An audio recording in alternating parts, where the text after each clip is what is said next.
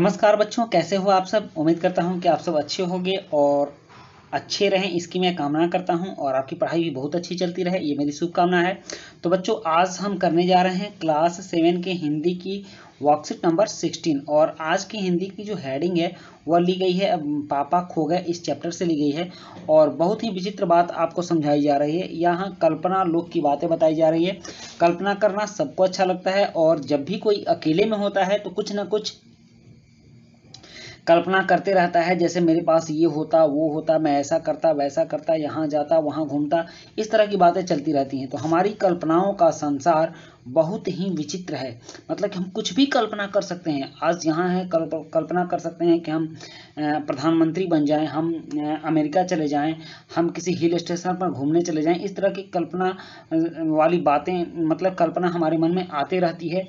जब हम कल्पनाओं में खो जाते हैं उस समय हमारे चारों ओर जो भी निर्जीव चीजें होती हैं कल्पना के संसार में, वह बोलती हैं, चलती हैं और नाचती हैं। बच्चों, जैसा कि आप लोगों ने अपने कार्टून्स में देखा होगा, किस तरह पेड़ बोलते हैं, किस तरह पशु पक्षी बोलते हैं, किस तरह पहाड़ बोलता है। तो वो सब कल्पना की बातें हैं और कल्पना जब हम करते हैं तो कुछ भी हो सकता है। कल्पना में कुछ भी किया जा सकता है। कल्पना के बादलों में उड़ते उड़ते आपने भी ऐसे अनुभव किए होंगे, जैसे कि आपने भी कल्पना किया होगा कि काश मेरा अपना खुद का हवाई जहाज होता, मेरा खुद का अपना पहाड़ होता, मेरा खुद का अपना समुद्र होता, मैं जंगल के जानवरों से बात कर पाता, मैं चिड़ियों संग उड़ पाता। तो बहुत सारे कल्पना होते हैं, कल्पनाओं की कोई सीमा नहीं होती। प्रस्तुत पाठ, ये जो पाठ है पापा खो गए, एक नाटक है, वो भी फैंटेसी यानी कि काल्पनिक घटना है। तो आज हम यहाँ काल्पनिक घटना देखेंगे, जहाँ इस नाटक में पात्र कौन कौन है। तो यहाँ पात्र हैं बिजली का खंभा, पेड़, लेटर बॉक्स, कौवा, ये सभी आपस में बात करते हैं। पाठ में एक लड़की भी है जिसे अपने घर का रास्ता नहीं पता है। उस लड़की की समस्या का समाधान भी ये निर्जीव वस्तुएं ढूंढ निकालती हैं। मतलब कि ये कल्पना ही नहीं करते हैं, उस कल्पना को साकार भी करते हैं। तो चलिए देखते हैं क्या है। पेड़ और खंभे के बीच के संवाद पढ़कर पूछे गए प्रश्नों के उत्तर दें। तो सबसे पेड़ और खंभे के बीच के आप संवाद को पढ़ें। संवाद कहा जाता है बातचीत को। तो इन दोनों के बीच के बातचीत को पढ़ें और इसके बाद पूछे गए प्रश्नों के उत्तर दें। तो यहाँ पर चित्र देखिए, यहाँ इस खंभे को भी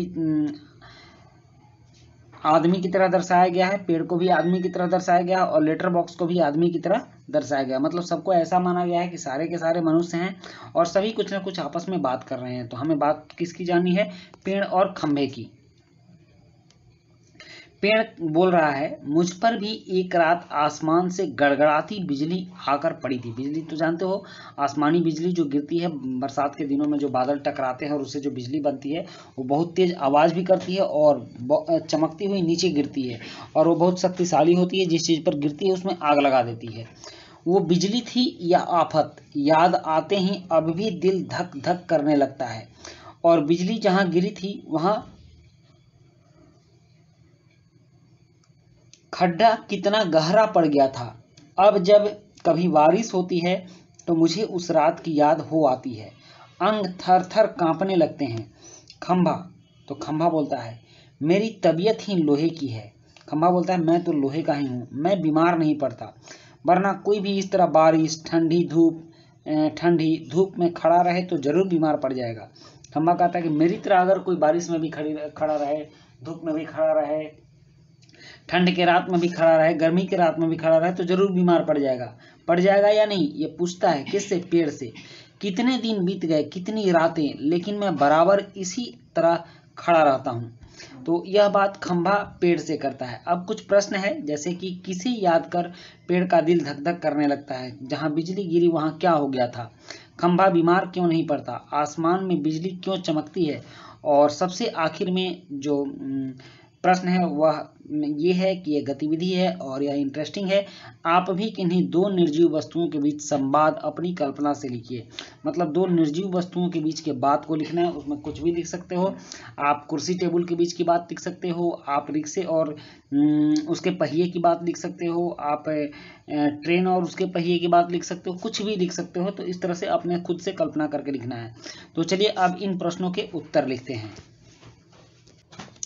प्रश्न 1 है कि किसे याद कर पेड़ का दिल धक धक करने लगता है, तो इसका उत्तर है कि बिजली को याद कर पेड़ का दिल धक धक करने लगता है। प्रश्न 2 है कि जहां बिजली गिरी वहां क्या हो गया था, तो इसका उत्तर है कि जहां बिजली गिरी वहां खड्डा हो गया था।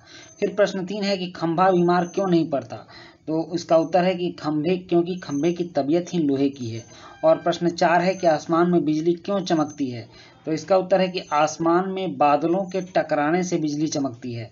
और प्रश्न 5 एक गतिविधि है, आप भी किन्हीं दो निर्जीव वस्तुओं के बीच संवाद अपनी कल्पना से लिखिए, तो इसका उत्तर है कि नोटबुक और कलम के बीच आपस में बातें हो रही हैं, दोनों अपने मन की बात एक दूसरे को बता रहे हैं और अपनी दोस्ती पर इतरा भी रहे हैं। यहाँ नोटबुक कहता है, भाई कलम तुम आजकल मेरे साथ बहुत कम समय बिता रहे हो, तो कलम कहता है, क्या बताऊं दोस्त, पिछले सप्ताह की मेहनत से इस सप्ताह मुझे काम करने का मन ही नहीं कर रहा। पिछले सप्ताह मैंने बहुत लिखा था। तो नोटबुक बोल रहा है, तभी तो तुम हमेशा याद आते हो जब तुम अपना बहुत ज़्यादा समय हमारे साथ बिताते हो, तुम्हारे बिना तो मेरा मन ही नहीं लगता। कलम कहता है, क्या बताऊं दोस्त, थक जाता हूं, इसलिए थोड़ी आराम की सोचता हूं। फिर नोटबुक बोलता है, अगर तुम आराम करने लगोगे तब फिर हम एक साथ कैसे रह पाएंगे। ऐसा करो, थोड़ी थोड़ी देर रुक कर तब लिखा करो, इससे तुम थकोगे भी नहीं और हम एक साथ बहुत लंबे समय तक रह पाएंगे। तो यह है नोटबुक और कलम के बीच की बातचीत, जो कि बिल्कुल काल्पनिक है। और इसी तरह से ये वर्कशीट आपकी समाप्त होती है। वीडियो अच्छी लगी हो तो आप लाइक, सब्सक्राइब, कमेंट जरूर कीजिएगा। मिलते हैं नेक्स्ट वीडियो में। Thank you.